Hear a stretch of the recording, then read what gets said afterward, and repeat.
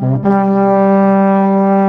பயணம் நேயர்கள் அனைவர் மீதும் எல்லாம் வல்ல இறைவனின் அமைதியும் சமாதானமும் உண்டாவதாக. இஸ்ரேல் பாலஸ்தீன் பார்த்தோன்னா அந்த போரை பற்றின சில விஷயங்களை பற்றி பார்ப்போம். என்ன அப்படின்னு சொன்னாக்கா, நேற்று இரவு படுபயங்கரமான தாக்குதலை அவங்க தரவழியில் தொடங்கிட்டாங்க அப்படிங்கிற அந்த ஒரு செய்தி. இதனால் பல பேர் கலக்கம் அடைஞ்சதையும் பார்க்க முடிஞ்சது. என்ன காரணம்னா, உள்ளே இருக்கிற அந்த மக்கள் என்ன கஷ்டப்படுவாங்க அப்படிங்கிற மாதிரி. இது வரைக்கும் இல்லாத ஒரு தாக்குதல் நேற்று நடந்தது என்னமோ உண்மைதான். கிட்டத்தட்ட 100 போர் விமானங்கள் ஒரே நேரத்தில் போய் முழுக்க நரவேட்டை ஆடிட்டு இருக்கு. அந்த இடத்துல நூற்றுக்கணக்கான போர் விமானங்கள், அதாவது 100 போர் விமானங்கள் ஒரே நேரத்தில் போயிட்டு வானத்திலிருந்து கொண்டு போட்டால் எப்படி இருக்கும், மழை பெய்கிற மாதிரி இருக்கும்ல அந்த இடத்துல. அப்படித்தான் இருந்தது. அந்த இரவு முழுவதுமே அப்படித்தான் இருந்தது. அது என்ன பண்ணிட்டாங்க அப்படின்னா, இந்த தகவல்லாம் வெளியே கசியக்கூடாது, உள்ளே இருக்கிற மக்களுடைய அந்த மரண ஓலம்லாம் வெளியே தெரியக்கூடாது அப்படிங்கிறதுக்காக ஒட்டுமொத்தமாகவே செல்ஃபோன் டவர்லேருந்து இன்டர்நெட் கனெக்ஷன்லேருந்து எல்லாத்தையுமே கட் பண்ணிட்டாங்க. இதனால் என்ன ஆயிடுச்சு அப்படின்னு சொன்னாக்கா, இந்த உலகத்துடைய ஒட்டுமொத்த தொடர்பில் இருந்தும் காசா முழுவதுமாக துண்டிக்கப்பட்டுடுச்சு. இப்போ அங்கே உள்ள என்ன நடக்குது, ஏது நடக்குது, இது எதுவுமே நமக்கு தெரியலை. இதில் சில விஷயங்கள் நம்ம இங்கே சொல்லணும் அப்படின்னு சொன்னாக்கா, அதாவது முற்றிலுமாக தகவல் தொடர்பு இந்த உலகத்திலேருந்து கட் பண்ணது அந்த ஒரு விஷயம் இருக்குது பார்த்தீங்களா.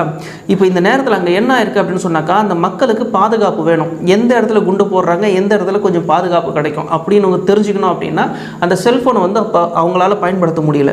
அப்போ அந்த இரவு முழுவதும் அந்த இடங்களில் இருக்கக்கூடிய எல்லா மசூதிகள்லையும் என்ன பண்ணியிருக்கிறாங்கன்னா, அங்கேருந்து லவுட் ஸ்பீக்கரில் அறிவிப்பு செஞ்சுருக்கிறாங்க, நீங்கள் இந்த பக்கத்துக்கு வாங்க, இங்கேருந்து அந்த பக்கத்துக்கு போங்க அப்படின்னு. இது போக ஆம்புலன்ஸுகளுக்கு எந்த பக்கம் அதிகமாக மக்கள் காயமடைஞ்சிருக்கிறாங்க, யாரை போய் தூக்குறது, எங்கே பாதிக்கப்பட்டிருக்கிறாங்க எதுவுமே தெரியல அப்படிங்கிறதுனால அதையும் அந்த மசூதியில் இருக்கக்கூடிய லவுட் ஸ்பீக்கர்லேயே சொல்லியிருக்கிறாங்க. ஆம்புலன்ஸ் இந்த பக்கம் போங்க, அங்கே இருக்கிற மக்கள் காப்பாற்றுங்க, அங்கே இருக்கிறவங்களுக்கு உதவி செய்யுங்க அப்படிங்கிற மாதிரி. அப்போது ஒரு நல்ல கம்யூனிகேஷன் இரவு முழுக்க இருந்திருக்கு. ஆனால் நம்ம கவனிக்க வேண்டிய ஒரு விஷயம் என்ன அப்படின்னு சொன்னாக்கா, தரைவழி தாக்குதல் தொடங்கியதா அப்படின்னு. நிச்சயமாக தரைவழி தாக்குதல் தொடங்கலை. அப்போ தரைவழி தாக்குதல் தொடங்கியதாக மீடியா சொல்லுதே அப்படின்னு சொன்னாக்கா, அது மெயின் ஸ்ட்ரீம் மீடியா, அதிகார வர்க்கத்துக்கு கட்டுப்பட்டது, அது அப்படி தான் சொல்லும். இன்னும் தரைவழி தாக்குதல் தொடங்கவில்லை, அது ஆழம்பாக்குது அப்படின்னு வேணால் சொல்லலாம். அதாவது இவங்க என்ன பண்ணுறாங்கன்னா, உள்ள நுழைய முயற்சி பண்றாங்க. தாக்குதல் மிக கடுமையா இருக்கிறதுனால டக்குன்னு அவங்க வெளியே வந்துடுறாங்க. வெளியே வர்றதுக்கு முன்னாடியே என்ன பண்றாங்கன்னா, அவங்களுடைய ஆயுதங்களை எடுக்கிற அளவுக்கு கூட ஹமாஸ் அங்க நேரம் கொடுக்கறது இல்லை அப்படின்னு சொல்லப்படுது. இஸ்ரேலுடைய சில நவீனகர ஆயுதங்கள் ஹமாஸுடைய கைக்கு போகுது இந்த கேப்ல. இதுல இன்னொரு விஷயம் என்ன அப்படின்னா, தரைவழி தாக்குதல் எங்க நடந்துகிட்டு இருக்கு அப்படின்னு சொன்னாக்கா, வெஸ்ட் பேங்க்ல தான் நடந்துகிட்டு இருக்கு. இஸ்ரேலுடைய முழு கட்டுப்பாட்டில் இருக்கக்கூடிய பகுதிகளில் அவங்க ஏற்கனவே இருக்கிற இடங்கள்ல இருந்து சில தாக்குதல்களை ஹமாஸ் மேல செஞ்சுக்கிட்டு இருக்கிறாங்களே தவிர, இன்னும் காசாவுக்குள்ள இவர்கள் முழுமையாக நுழையவில்லை அப்படிங்கிறது தான் உண்மை. அப்ப அந்த இரவு முழுவதும் வானம் செகப்பா இருந்தது அப்படின்னு எல்லா மீடியாலையும் சொன்னாங்களே, அது என்ன அப்படின்னு சொன்னாக்கா, அது முழுக்க உண்மைதான். ஆனா அது வானத்திலிருந்து விமானம் மூலியமாக நடத்தப்பட்ட தாக்குதல்ல அவ்வளவு குண்டுகளை கொண்டு காசா மக்கள் மேலே கொட்டினாங்க, அவ்வளவுதான் விஷயம். மற்றபடி இன்னொரு விஷயம் என்ன அப்படின்னு சொன்னாக்கா, தற்போதைக்கு என்ன நிலவரம் அப்படின்னு சொன்னால், இந்த இஸ்ரேலுடைய அந்த இராணுவ செய்தி தொடர்பாளர் அவர் என்ன அறிவிப்பு கொடுத்துருக்கிறார் அப்படின்னு சொன்னாக்கா, Attention citizens of Gaza, listen carefully. This is an urgent military advisory from the Israel Defense Forces. For your immediate safety, we urge all residents of northern Gaza and Gaza City to temporarily relocate south. Let me repeat. We urge all residents of northern Gaza and Gaza City to relocate south immediately. மக்கள் எல்லாரும் north சைட்லேருந்து வெளியே சீக்கிரம் வாங்க, south சைடுக்கு போங்க அப்படின்னு சொல்லிக்கிட்டே இருக்காரு. இவங்க இடவிடாமல் குண்டு போட்டுக்கிட்டே இருப்பாங்க. மக்கள் எங்கேருந்து கிளம்பி எங்கேருந்து போவாங்க, இவங்க போகிறதுக்கும் வர்றதுக்குமான அவகாசம் கொடுக்க மாட்டேங்கிறாங்க. அதையும் மீறி மக்கள் கும்பலாக போகிறாங்க அப்படின்னு சொன்னாக்கா, நம்மளே அந்த காட்சிகளை பார்க்குறோம். குறி வச்சு அந்த மக்களை தாக்குதல் நடத்தி அந்த மக்கள் முழுவதும் கொல்லப்படக்கூடிய அந்த கோரமான காட்சிகள்லாம் சமூக வலைதளங்களில் வந்துக்கிட்டு இருக்கிறதையும் நம்ம பார்த்துக்கிட்டு தான் இருக்கிறோம். இதில் இன்னொரு கவனிக்க வேண்டிய ஒரு விஷயம் என்ன அப்படின்னு சொன்னாக்கா, இஸ்ரேல் மும்முனை தாக்குதலை படுபயங்கரமாக தொடங்கி இருக்கிற அதே நிலையில் ஹமாஸும் இடைவிடாத தாக்குதலில் இறங்கி இருக்கிறது அப்படிங்கிற தகவல்களும் வருது. அதாவது காசாவை நோக்கி எல்லா ஏவுகணைகளும் இஸ்ரேலிடமிருந்து வந்துகிட்டு இருக்கிற அதே நேரத்தில் ஹமாஸ் டெல் அவீவியை நோக்கி ஏராளமான ராக்கெட்டுகளை அனுப்பி கொண்டு இருக்கிறது. சில ராக்கெட்டுகள் அவங்க வானத்திலேயே அந்த அயன் டோம் மூலியமாக தடுத்துட்டாலும் ஹமாஸுக்கு இப்போ ஒரு நேக் கிடச்சிருச்சு. என்னன்னா, எல்லா ராக்கெட்டுகளையும் ஒரே நேரத்தில் விடும் பொழுது பொழுது அந்த சிஸ்டம் வந்து குழம்புறதுனால நம்ம விடுற சில ராக்கெட்டுகள் அங்கே டெல் அவிவில் போய் தாக்குறதுக்கான வாய்ப்பு அதிகம் அப்படின்னு அவங்களுக்கு தெரிஞ்சிட்டதுனால அவங்க என்ன பண்ணுறாங்கன்னா இப்போல்லாம் ஏராளமான ராக்கெட்டுகளை வந்து ஏவுறதுனால இப்போ அந்த டெல் அவிவ்லையும் சில தாக்குதல்கள் நடைபெறுகிறது. அதனால தான் டெல் அவிவ் மக்கள் அந்த காட்சிகள்லாம் கூட பார்ப்பீங்க, அந்த சைரன் வரும்பொழுது அந்த மக்கள் ஓடி ஒளியிறது, அங்கே இருக்கிற கட்டடங்கள் அந்த கார்கள்லாம் வந்து ஒரு அப்படியே கருகி போயிருக்கிறதெல்லாம் வந்து காட்சிகளில் வர்றதையும் நம்ம பார்த்துக்கிட்டு தான் இருக்கும். இந்த கொடூரமான இந்த தாக்குதல் இருக்குதுல்ல, இந்த இரவு முழுவதும் நடந்த அந்த விமான தாக்குதல் இருக்குது இல்லையா, அந்த விமான தாக்குதலை பொறுத்த வரைக்கும் நிலைமை என்ன அப்படின்னு சொன்னாக்கா, இப்போ இந்த ஹமாஸுடைய முக்கியமான சில கமாண்டர்கள் வந்து கொல்லப்பட்டிருக்கிறார்கள் அப்படின்னு இஸ்ரேல் சொல்லியிருந்தாலும் இன்னும் ஹமாஸ் வந்து இதை முழுமைப்படுத்தலை, உறுதிப்படுத்தலை அப்படின்னு தான் சொல்லணும். ஆனால் இருக்கிறதுக்கான வாய்ப்புகள் உண்டு. ஏன்னா தாக்குதல் ரொம்ப கொடூரமாக இருந்தது அப்படிங்கிறது தான் மிக உண்மை. அதுக்கப்புறம் இன்னொரு விஷயம் என்ன அப்படின்னா, இதில் ஒரு விஷயம் வந்து நம்ம சொல்லி ஆகணும். என்ன அப்படின்னா, இந்த மருத்துவமனைகளை பொறுத்த வரைக்கும் அவங்க வந்து குறி வச்சு தாக்கி கொண்டே இருக்கிறாங்கல்ல, யார் இஸ்ரேல் இராணுவம் வந்து குறி வச்சு தாக்குறாங்கல்ல. ஏற்கனவே அல் அஹ்லிங்கிற அந்த ஒரு ஹாஸ்பிட்டல் மேலே நடந்த தாக்குதலுக்கு உலகமே அதிர்ச்சியாக இருந்தது. அதுக்கப்புறம் அவங்க கொஞ்சம் நிதானப்பட்டாங்க. இப்போ மறுபடியும் வந்து ஹாஸ்பிட்டல் மேலே நாங்கள் குண்டு போடுவோம் அப்படின்னு சொல்லி அதை செய்கிறாங்கல்ல.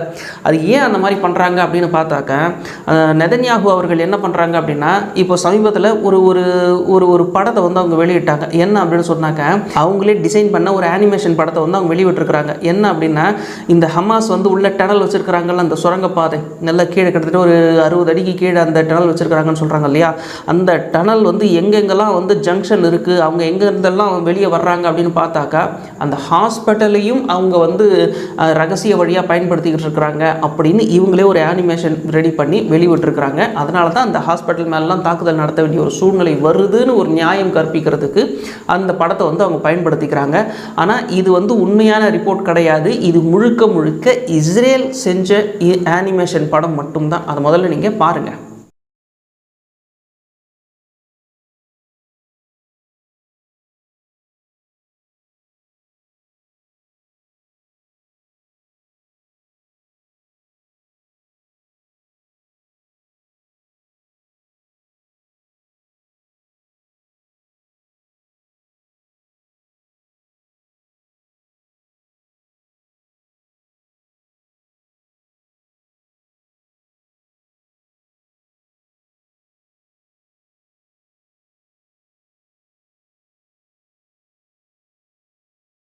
இதுக்கடையில் ஐநா சபையில் என்ன ஆயிருக்கு அப்படிங்கிறது உங்களுக்கு வந்து ஏற்கனவே தெரிஞ்ச ஒரு விஷயம்தான்.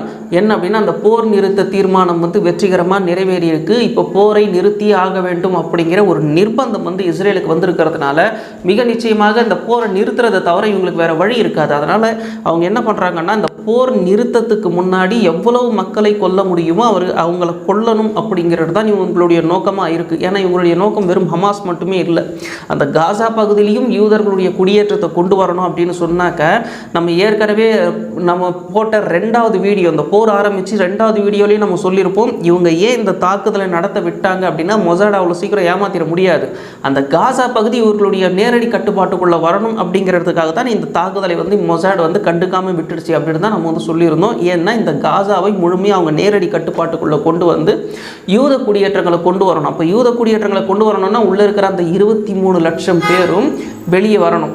அப்போ அந்த 23 லட்சம் பேரையும் வெளியே வரணும்னா இது மாதிரியான ஒரு சிக்கலுக்குள்ள, இக்கட்டான நிலைக்குள்ள அவங்கள கொண்டு வர்றதை தவிர வேற வழியே கிடையாது. அப்படிங்கிறதுக்காக தான் இது மாதிரியான செயல்கள் இங்கே செய்யப்பட்டு வருகிறது.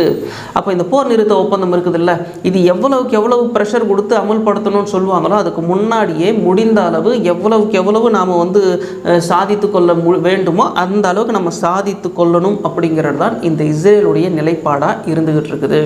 சரி, அந்த லெபனான் தரப்புல வந்து ஹிஸ்புல்லா பக்கம் வந்து அவங்க திருப்பினாங்கல்ல, சம்மந்தமே இல்லாமல் ஹிஸ்புல்லாவையும் தாக்க ஆரம்பிச்சிருந்தாங்கல்ல. ஹமாஸை நாங்கள் முழுசாக அழிச்சிருவோம், அதே மாதிரி ஹிஸ்புல்லாவையும் இனி விடமாட்டோம் அப்படின்னு தானே களத்தில் இறங்கினாங்க. ஆனால் ஹிஸ்புல்லா நம்ம ஏற்கனவே சொல்லிவிட்டோம் பல இடங்களில் வந்து அவங்க முன்னேறி வந்திருக்கிறாங்க அப்படின்னு. அந்த நிலைமை அப்படியே தான் தொடருது. அதனாலேயே ஹிஸ்புல்லா கிட்ட கொஞ்சம் நிதானத்தை காட்டக்கூடிய ஒரு சூழ்நிலை உருவாகுது. இப்போ என்ன பிரச்சனைனா, ஹிஸ்புல்லாவை தாண்டி அந்த லெபனான் இராணுவம் இருக்குது பாருங்க, அவங்க தற்பொழுது தயார் நிலைக்கு மாறிக்கிட்டு இருக்கிறாங்க. நம்ம ஏற்கனவே அதுதான் சொல்லிக்கிட்டே இருந்தோம். லெபனானை இவங்க வம்புக்கு இழுத்தாங்க அப்படின்னு சொன்னாக்கா அவங்களும் போருக்கு தயாராவாங்க அப்படின்னு. அந்த போர் அப்படின்னு வரும்பொழுது ஆனால் முழு லெபனானும் இவர்களுடைய அந்த இலக்கில் இருந்துகிட்டு இருக்கு. இவங்களுடைய நோக்கம் லெபனான், சிரியா, ஜோர்டான் இது எல்லாமே இவங்களோட தான். அந்த கிரேட்டர் இஸ்ரேலுக்காக அது தேவைப்படுதுன்னு வைக்கலாம். அப்போ இந்த வாய்ப்பை அவங்க பயன்படுத்திக்கிறாங்க அப்படின்னு தான் சொல்லணும். லெபனான் சொல்லி வைத்த மாதிரி நம்ம ஏற்கனவே சொல்லியிருந்தோம், சும்மா அவங்கள சீன்னாக்கா அவங்களும் வருவாங்க அப்படின்னு. இப்போ லெபனானுடைய இராணுவமும் தாக்குதலுக்கு தயாராகி கொண்டிருக்கிறது அப்படிங்கிற ஒரு செய்தியும் வருகிறது. இதே மாதிரி இன்னொரு விஷயம் என்ன அப்படின்னு சொன்னாக்கா ஈரான். இப்போ ஈரான் என்ன பண்ணியிருக்கிறாங்க அப்படின்னா ஒட்டுமொத்தமாக அவர்களுடைய ஆயுதங்கள் எல்லாமே பரிசோதிக்கப்படுகிறது. இராணுவம் பெரிய போர் பயிற்சியை மேற்கொண்டு வருகிறது. இதை நாம் சொல்லலை, அவங்களுடைய நியூஸ் ஏஜென்சி வெளியிட்ட தகவல்கள் தான் எல்லாமே. அவங்களுடைய ஏவுகணைகள் தற்பொழுது சோதனைக்குள்ளாகிறது, டேங்குகள் சோதிக்கப்படுகிறது, இன்னும் துப்பாக்கிகள் சோதிக்கப்படுகிறது, ஹெலிகாப்டர் எல்லாமே சோதனைக்கு உட்படுத்துகிறாங்க. மிகப்பெரிய ஒரு பயிற்சிக்கு இந்த இராணுவம் தயாராகி வருகிறது. இதில் இன்னொரு ஆச்சரியமான ஒரு விஷயம் என்ன அப்படின்னா எலான் மாஸ்க் அவர் தன்னுடைய எக்ஸ் பக்கத்தில் ஒரு தகவலை வெளியிட்டிருக்காரு. என்ன அப்படின்னா ஈரானை ஏற்கனவே ஆல்ரெடி அமெரிக்கா சுற்றி வளைச்சி தான் நிற்குது அப்படின்னு சொல்லிட்டு அவர் ஒரு ஒரு படத்தை ரிலீஸ் பண்ணியிருக்காரு. அது நீங்களே பாருங்கள். அது எப்படி இருக்குது பாருங்கள். ஈரான் கொஞ்சமும் இங்கே அங்கே அசையாத மாதிரி எப்படி அமெரிக்கா ரவுண்ட் பண்ணியிருக்கு அப்படிங்கிறது தான் அவர் எவ்வளோ அழகாக குறிப்பிட்டு காட்டுறாரு பாருங்கள். ஆகையினால் இந்த போர் அப்படிங்கிற அந்த ஒரு விஷயம் மிக நிச்சயமாக காசாவோடு நிற்க போகிறது இல்லை, பக்கத்து நாடுகள்லேருந்து பெரிய அளவில் பரவக்கூடிய ஒரு விஷயமா இருக்கும். ஒருவேளை போர் பரவலை அப்படின்னாலும் காசா பெரிய அளவில் பிரச்சனைக்கு உள்ளாகும் பொழுது மத்திய கிழக்கில் இருக்கக்கூடிய மக்கள் பெரிய அளவில் கொந்தளிப்பில் இறங்கினாங்க அப்படின்னு சொன்னாக்கா அது அந்தந்த நாட்டு ஆட்சியாளர்களுக்கு எதிரான ஒரு புரட்சியாக திரும்பக்கூடிய வாய்ப்பு இங்கே பிரகாசமாக இருக்கிறதுனால இந்த போரை நாம் எளிதாக ஒரு சாதாரண ஒரு யுத்தமாக கடந்து போகிறதுக்கு வாய்ப்பே கிடையாது. அதனால தான் நம்ம முடிஞ்ச அளவுக்கு ஒரு நாளைக்கு ஒரு வீடியோவாவது போடுறதுக்கு முயற்சி பண்ணி கொண்டு இருக்கிறோம். இந்த போர் ஒரு சாதாரணமாக எடுத்துக்கொள்ளக்கூடிய ஒரு விஷயமா நமக்கு தெரியவே இல்லை. அப்போ தரைவழி தாக்குதல் தொடங்குமா இல்லையா அப்படின்னு நம்ம பார்த்தோம்னு சொன்னாக்கா தரைவழி தாக்குதல் மிக நிச்சயமாக இருக்குது. ஏன்னா இது இஸ்ரேலுடைய கௌரவ பிரச்சனை. ஆனால் ஹமாஸ் என்ன அறிவிச்சிருக்கிறாங்க அப்படின்னு சொன்னாக்கா எங்களுடைய ஆட்களில் 80% பேர் எந்த விதமான குடும்பமும் இல்லாதவங்க, எல்லா குடும்பத்தையும் நீங்கள் தான் குண்டு போட்டு அடிச்சிங்க.